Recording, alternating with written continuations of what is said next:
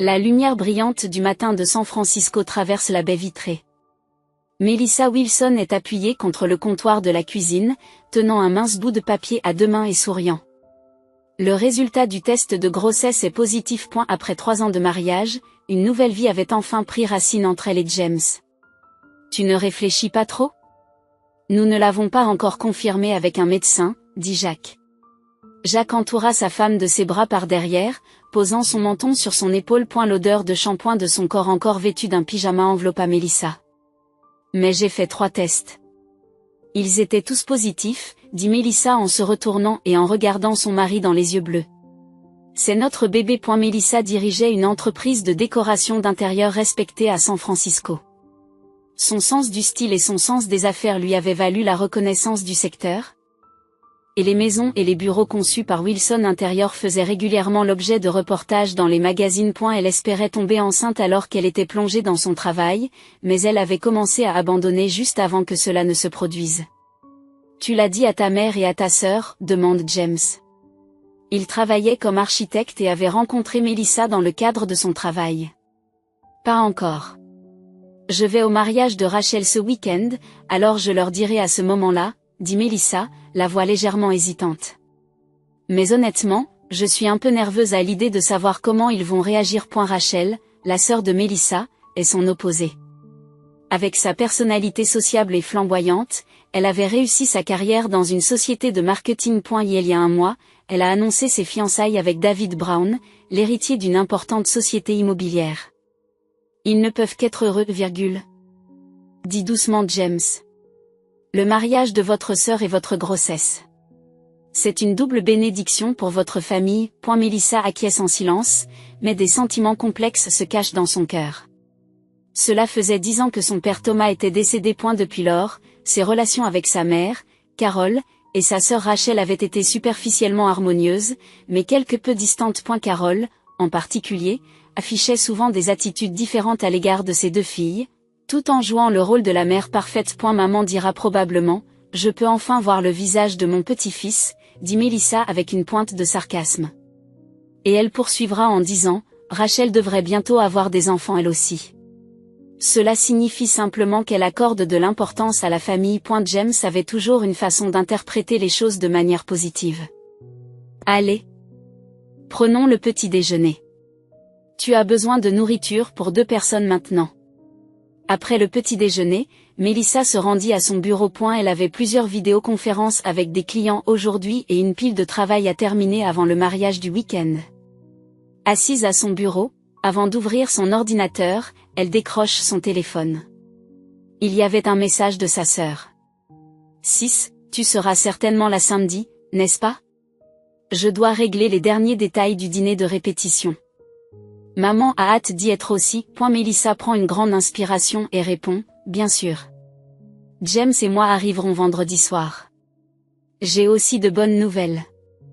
Après avoir appuyé sur envoyer, elle regrette un peu son geste. Peut-être n'aurait-elle pas dû mentionner la grossesse pour l'instant. Il n'était peut-être pas opportun d'attirer l'attention sur elle en annonçant la nouvelle le jour de la fête de Rachel. Mais elle reçut immédiatement une réponse. Des nouvelles? Je suis curieuse. J'ai hâte de te voir. Melissa sourit.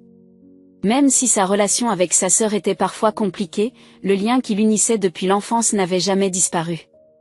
Ce week-end, toute la famille se réunira pour la première fois depuis longtemps. Tout en étant persuadée que ces retrouvailles seraient merveilleuses, Melissa ne pouvait nier l'inquiétude qui se cachait au fond de son cœur. Elle posa doucement la main sur son abdomen et dit à la petite vie encore invisible, « Tout le monde dans la famille te souhaitera la bienvenue. » Vendredi soir, Melissa et James ont garé leur voiture sur le terrain de la maison familiale, dans la banlieue de Boston. La grande demeure de style Nouvelle-Angleterre respirait la dignité dans la douce lumière du soir. Après la mort de son père, Carol avait continué à vivre seule dans cette grande maison. Nerveuse, demanda James en coupant le moteur. Un peu, répondit Melissa avec honnêteté. Mais c'est le jour important de ma sœur. Je suis une adulte, alors je devrais bien m'en occuper. La porte d'entrée s'ouvrit et Rachel sortit précipitamment. Ses cheveux dorés brillaient dans le soleil couchant, accentuant sa beauté. Elle ouvrit les bras et embrassa Melissa. Enfin, tu es là. Tout le monde est déjà réuni. Les parents de David sont là aussi. Mélissa rendit l'étreinte à sa sœur. Rachel, comme toujours, portait un parfum puissant. Félicitations, Rachel. David est une personne merveilleuse. Oui, il l'est vraiment, dit Rachel en riant et en saluant James. Quelle est la nouvelle dont tu as parlé? C'est pour plus tard, sourit Mélissa. Aujourd'hui, c'est ton jour. À l'intérieur de la maison, un grand groupe s'est déjà rassemblé dans le salon. David Brown et ses parents. Plusieurs membres de la famille et des amis qui allaient servir de demoiselles d'honneur discutaient avec des verres à la main. De l'autre côté de la pièce se tenait Mère Carole, vêtue d'une robe élégante. Mélissa, bienvenue, dit Carole en souriant et en embrassant la joue de sa fille. James, tu as l'air en forme toi aussi. L'attitude de Carole était extérieurement chaleureuse, mais Mélissa ne pouvait s'empêcher de ressentir quelque chose sous la surface. Depuis l'enfance, sa mère a toujours manifesté une affection particulière pour Rachel. Cette tendance semblait s'être renforcée surtout après la mort de leur père. Tout le monde, commençons le dîner de répétition, annonce Carole. Nous avons préparé la terrasse du jardin. Sur la terrasse du jardin, une longue table avait été dressée, joliment décorée de bougies et de fleurs. La famille et les amis ont pris place sous le ciel crépusculaire et la conversation s'est engagée. Mélissa et James sont assis à côté des parents de David. La cérémonie de mariage aura-t-elle lieu ici demain, demande James O'Brown. Non, à l'église Sainte-Marie, répond Madame Brown. Depuis la naissance de notre fils, son baptême et maintenant son mariage, tout s'est déroulé dans cette église. À eu fil de la conversation, Mélissa ressent de temps à autre les nausées typiques d'un début de grossesse. Cependant, elle garde le sourire tout en essayant de ne pas le laisser paraître. David se comportait avec la dignité de l'air d'une grande société immobilière tout en interagissant avec tout le monde d'une manière douce. Sa relation avec Rachel était remplie d'amour, et chaque fois qu'ils se regardaient, leurs yeux brillaient de bonheur. Portons un toast, dit le père de David en levant son verre. À l'avenir de nos enfants et au lien qui unit nos deux familles. Tout le monde lève son verre. Mélissa a pris son verre de vin, mais s'est contentée de sourire sans prendre de gorgée.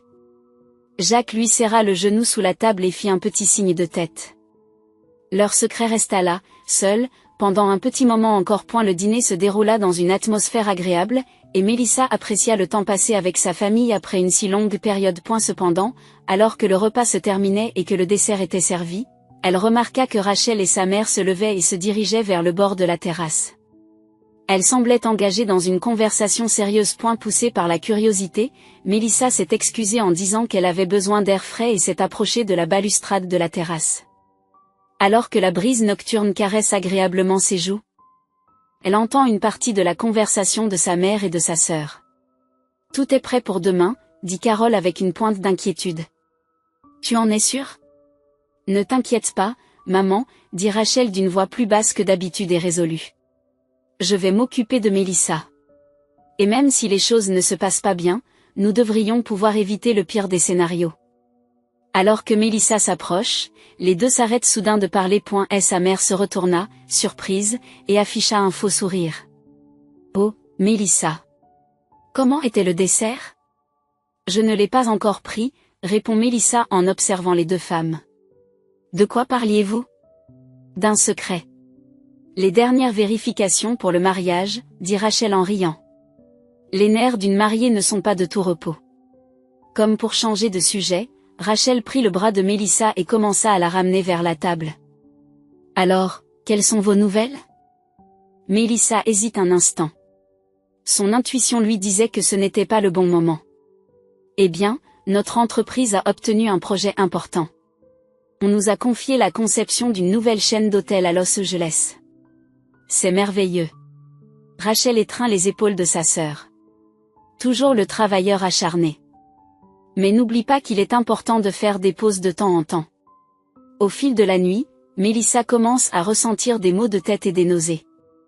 Elle en parle à Jacques et décide de se retirer plus tôt. En se rendant dans la chambre d'amis à l'étage, elle s'est arrêtée dans la cuisine pour boire de l'eau.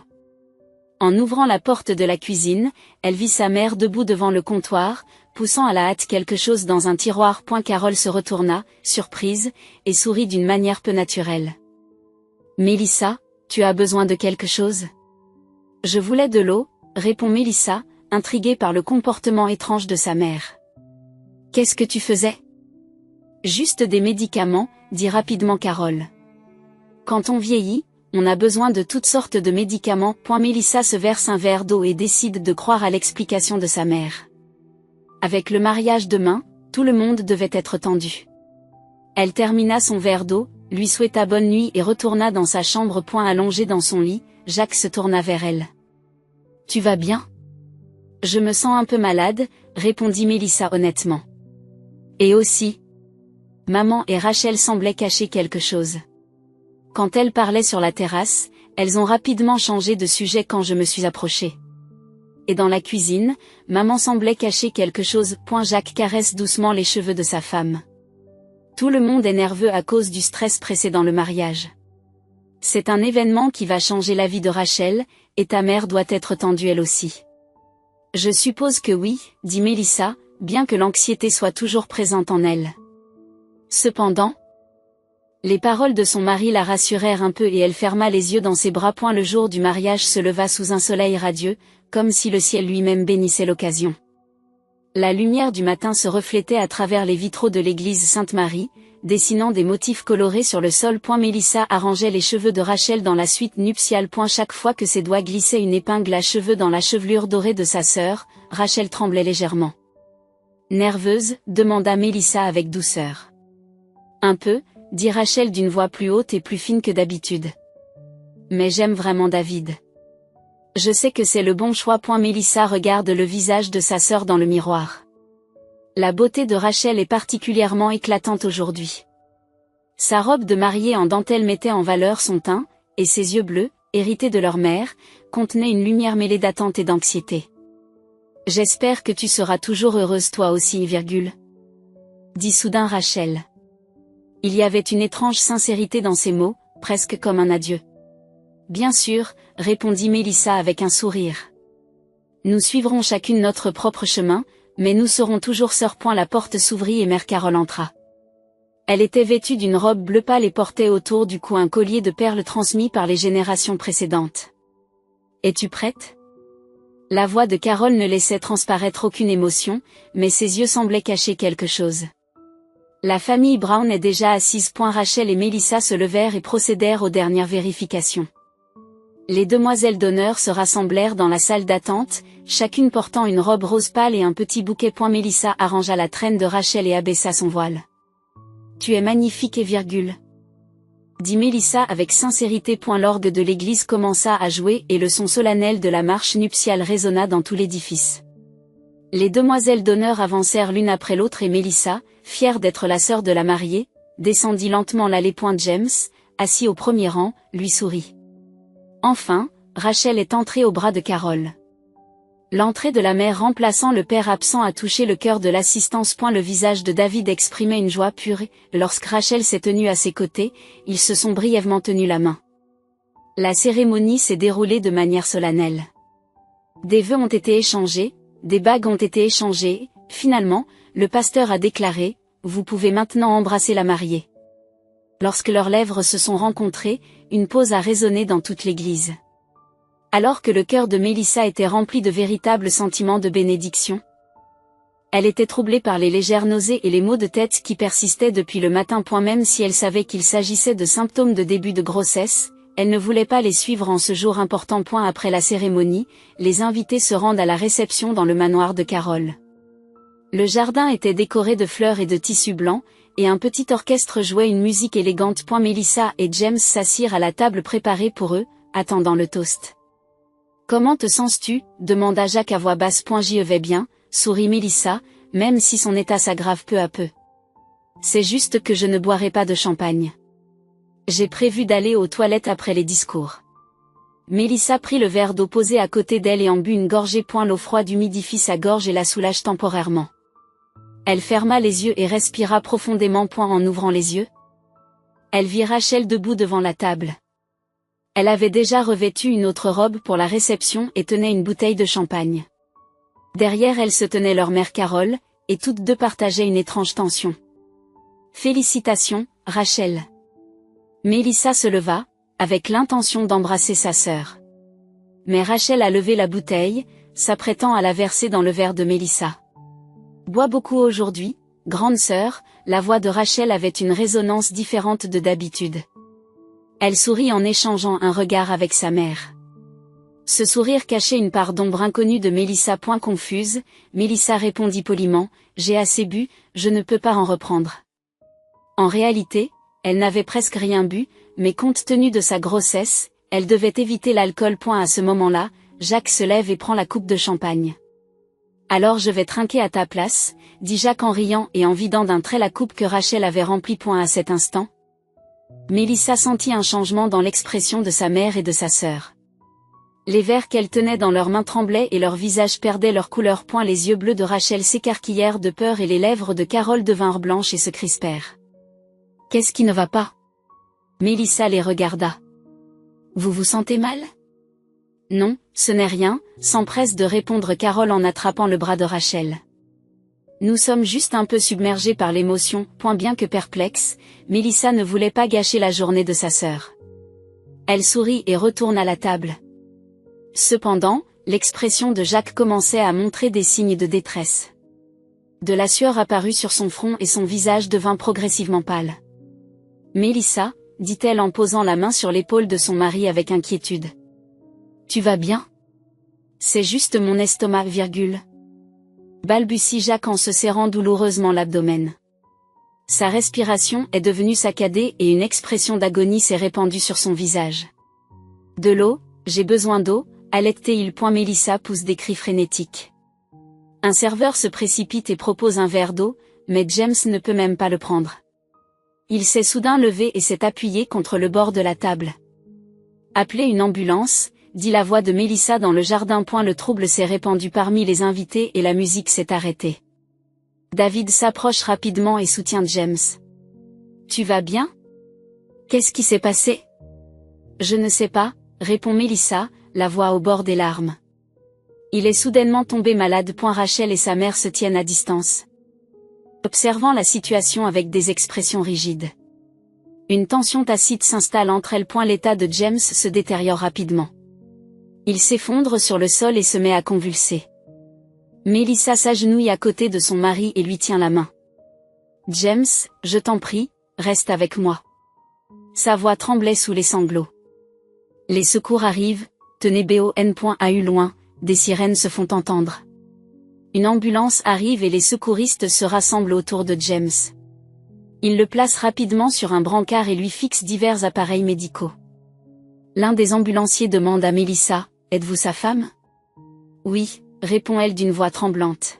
« Je viens avec vous. » Avant de monter dans l'ambulance, Mélissa a regardé en arrière, cherchant Rachel et sa mère. Elle se tenait à l'écart des invités et semblait se disputer intensément. Le beau visage de Rachel était déformé par la peur et le regret, et Carole tenait fermement le bras de sa fille. « Quelque chose ne va pas, se dit Mélissa. Elles savent quelque chose. Les portes de l'ambulance se refermèrent et les sirènes retentirent à nouveau. Mélissa tient fermement la main de James et regarde son visage pâle. « Tu vas t'en sortir, chérie, » murmura-t-elle. « Je te protégerai. » L'ambulance quitta rapidement le manoir. La confusion et la peur tourbillonnaient dans le cœur de Mélissa, mais en même temps, une conviction commençait à naître, il se passait quelque chose, et ce n'était pas une simple coïncidence. Et la vie de James étant en danger, elle doit connaître la vérité. Tandis que le paysage défile devant la fenêtre de l'ambulance, une détermination se consolide dans le cœur de Mélissa, trouver la vérité et protéger James. Elle doit aussi protéger la vie qui vient de naître dans son ventre. Sous les lumières froides et fluorescentes du couloir de l'hôpital, Mélissa s'enfonce dans une chaise en plastique dur de la salle d'attente. 3 heures se sont écoulées depuis que James a été emmené aux urgences. Et tout ce qu'elle a pu faire pendant ce temps, c'est prier. Les événements du mariage lui reviennent sans cesse à l'esprit, le comportement étrange de Rachel et de sa mère, la coupe de champagne et leurs expressions terrifiées. « Madame Morris ?» Un médecin en blouse blanche se tient devant elle. Mélissa se lève rapidement. « C'est Wilson. Je suis la femme de James Wilson. Comment va-t-il ?» L'expression du médecin était grave, et l'inquiétude colorait ses yeux. Votre mari est stable. Cependant, ces symptômes ne correspondent pas à ceux d'une intoxication alimentaire ou d'une infection. Nous attendons les résultats des analyses sanguines, mais nous effectuons également des analyses toxicologiques. Des toxines. La voix de Mélissa tremble. Que voulez-vous dire par là? Les symptômes de votre mari sont similaires aux réactions observées lors de l'ingestion de certains poisons. Vous souvenez-vous de quelque chose d'inhabituel? Un excès de médicaments ou d'alcool, ou peut-être? Le médecin poursuit en choisissant ses mots avec soin, la possibilité qu'on lui ait intentionnellement administré des substances nocives. Dans l'esprit de Mélissa, toutes les pièces du puzzle s'emboîtent soudain. Le vin de Rachel, l'échange de regards avec leur mère et leurs expressions de peur. Cette réaction figée lorsque James a vidé le verre à sa place. S'il vous plaît, contactez la police, dit Mélissa d'une voix tremblante. Quelque chose ne va pas. Au mariage de ma sœur, il y avait quelque chose dans la coupe de champagne. Le médecin acquiesce et donne des instructions à une infirmière. Peu après, 2 policiers sont arrivés à l'hôpital. Mélissa explique la situation en détail et décrit le comportement suspect de sa mère et de sa sœur. Je devais boire ça, dit-elle en pleurant. Mais soudain, elle s'étouffe dans ses paroles. Elle n'avait pas encore annoncé sa grossesse. Et à ce moment-là, une vérité encore plus terrifiante s'est imposée à elle. Si sa mère et sa sœur avaient essayé de lui faire boire quelque chose, quel était leur but? Je suis enceinte, dit Mélissa à l'infirmière. S'il vous plaît, aidez mon mari et notre bébé, tous les 2. L'infirmière hocha doucement la tête. Je vais prévenir le médecin traitant. Ne vous inquiétez pas. Vous êtes donc enceinte? Demanda l'un des policiers en prenant des notes. Votre famille était-elle au courant? Non, répond Mélissa en secouant la tête. Nous avions prévu de le leur dire ce week-end. Après le mariage. Le second policier a reçu un appel téléphonique et, après une brève conversation, s'est tourné vers Mélissa. Les résultats des tests effectués sur les résidus du verre de vin sont arrivés. Une drogue susceptible de provoquer une fausse couche a été détectée. Le visage de Mélissa s'est vidé de ses couleurs. Provoquer une fausse couche. Mais pourquoi, à ce moment-là? Les portes de l'hôpital s'ouvrent et Rachel entre. Elle portait encore sa robe de réception de mariage, mais ses cheveux étaient ébouriffés et son maquillage étalé. Ses yeux étaient rouges, comme si elle avait pleuré, et son expression traduisait une profonde culpabilité. Et la sœur. La voix de Rachel était hésitante. Je suis vraiment désolée, nous ne voulions pas que cela se produise. Un officier de police se tient devant elle. Madame Rachel Brown? Nous avons des questions à vous poser. Rachel acquiesça, tremblante, et lança un regard suppliant à Mélissa, mais celle-ci se contenta de fixer sa sœur d'un regard froid. Pourquoi? La voix de Mélissa était basse et contrôlée. Pourquoi as-tu fait ça? Rachel s'effondre sur une chaise et se couvre le visage des 2 mains. Le testament de papa, dit-elle faiblement. Maman l'a trouvé il y a 2 mois. Le testament? Mélissa est confuse. Le testament de papa a été entièrement divulgué et traité. Rachel secoue la tête. Il y avait une clause supplémentaire cachée. Parmi les vieux papiers de papa. Elle stipulait que elle s'est étranglée. La majorité de la fortune de la famille Maurice serait héritée par le premier à porter un enfant. Mélissa est restée muette de stupeur. Elle ne savait pas qu'une telle clause existait dans le testament de son père, décédé il y a 10 ans. Et comment sa mère et sa sœur ont-elles su qu'elle était enceinte? Vous étiez au courant de ma grossesse, demande Mélissa. Comment? Rachel détourne les yeux. Le jour du dîner de répétition, j'ai trouvé un test de grossesse dans ton sac. Maman a fouillé dans tes affaires. Elle avale ses mots. Tu as fouiné, dit Mélissa froidement. Et puis tu as essayé de provoquer une fausse couche. Rachel fait un léger signe de tête. C'était l'idée de maman, nous avions besoin de fonds. Et pour le mariage avec David. Sa voix s'est éteinte. Mais nous n'avons jamais voulu blesser James. Nous n'avons jamais voulu qu'il le boive. Le policier s'avance à nouveau. Cette confession est enregistrée. Où se trouve Carol Morris? Chez elle, répond Rachel d'une voix tremblante. David s'est outé à annoncer la dissolution, nous avons tout perdu au milieu du mariage. David a dit qu'il ne voulait plus rien avoir à faire avec moi. À ce moment-là, une infirmière entre dans la salle d'attente. Madame Wilson, votre mari a repris connaissance. D'après le médecin, le traitement fonctionne. Melissa soupire de soulagement. Le pire semble avoir été évité. Elle se leva pour suivre l'infirmière, mais se retourna une dernière fois et lança un regard froid à Rachel. Je ne te pardonnerai jamais. Ni à maman. Notre famille est finie. Assise à côté du lit où James est allongé, Melissa contemple le visage pâle de son mari. Une perfusion est reliée à son bras et un moniteur affiche son rythme cardiaque régulier. Ses yeux s'ouvrent lentement et un regard vague est dirigé vers Melissa. Mel, dit-il d'une voix rauque. Quoi?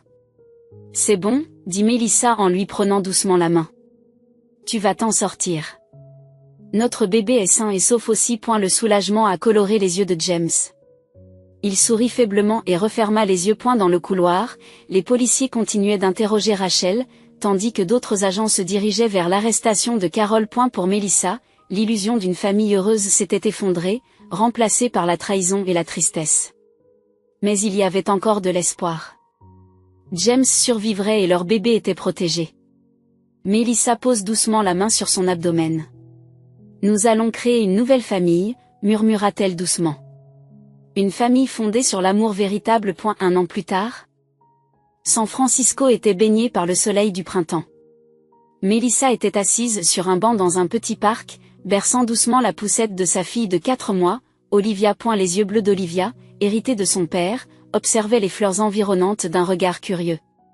Papa sera bientôt là, sourit Melissa en s'adressant à sa fille. Aujourd'hui est un jour spécial. On aperçoit James qui s'approche de loin, tenant un bouquet de petits ballons dans une main.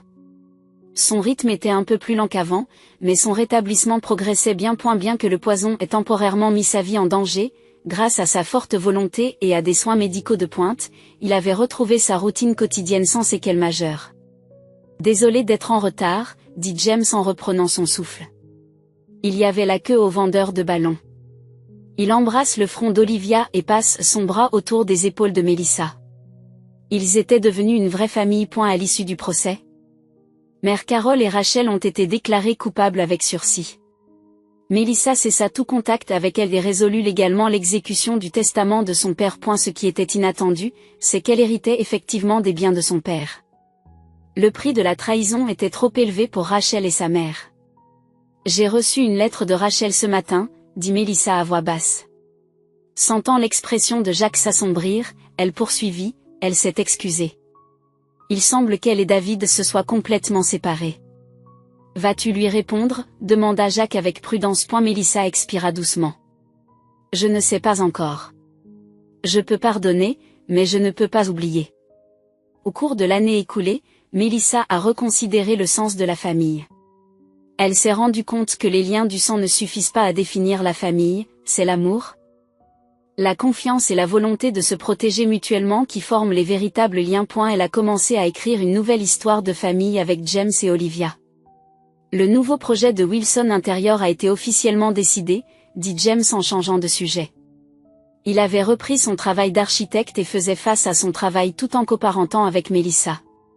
C'est merveilleux, sourit Melissa. Notre entreprise se porte bien aussi. Nous accueillerons un nouveau designer le mois prochain.